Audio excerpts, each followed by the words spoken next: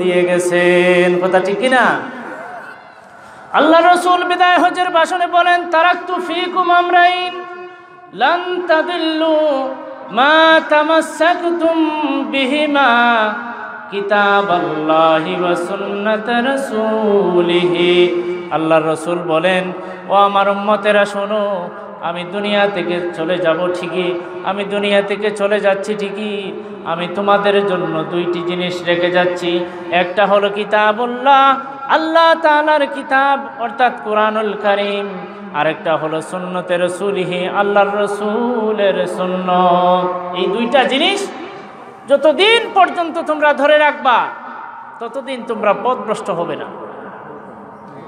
এখন এই কোরআনুল কারীমকে এবং আল্লাহর রাসূলের সুন্নতকে আঁকড়ে ধরার জন্য যুগ যুগ ধরে সেই আল্লাহ রসুলের যুগ থেকে নিয়ে সাহাবায়ে কেরাম, তাবেঈন, তাবে তাবেঈন, এরপর আইম্মে মুজতাহিদিন, আজকের উলামায়ে কেরাম পর্যন্ত যে কোরআন এবং হাদিসের ধারক বাহক হচ্ছেন উলামায়ে কেরাম। কথা ঠিক কিনা?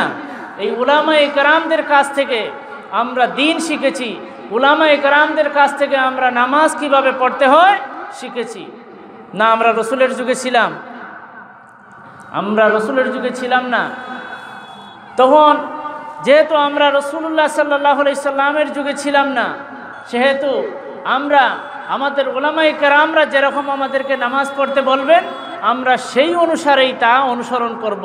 কারণ আল্লাহ রসুল নিজে বলেছেন, উলামায়ে উম্মতি কাম্বিয়ায়ে বনি ইসরাইল, বনি ইসরাইল যুগের নবীদের সমতুল্য বলা হচ্ছে আল্লাহ রসুল সাল্লাল্লাহু আলাইহি সাল্লামের উম্মতদের উলামায়ে কেরামদেরকে।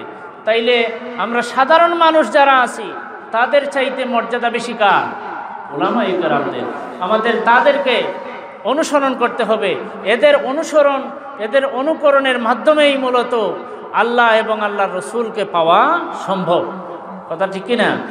এজন্য একটা জিনিস আমাদের মনে রাখার দরকার যে আজ দেখা যায় যে উলামায়ে কেরামদের থেকে আমাদেরকে বিচ্যুত করার জন্য, উলামায়ে কেরামদের পদাঙ্ক থেকে আমাদেরকে দূরে রাখার জন্য নানা জাতের ফতোয়াবাজি করা হচ্ছে। আজকে বলা হচ্ছে যে আল্লাহ রসুল যেহেতু বলছেন কোরআন এবং হাদিস আমরা ধারণ করব, সুতরাং কোরআন হাদিস সোজাসুজি ধারণ করলেই তো আমরা নাজাত পেয়ে যাই, আমাদের আর কোনো কাউকে ধরার প্রয়োজন নাই।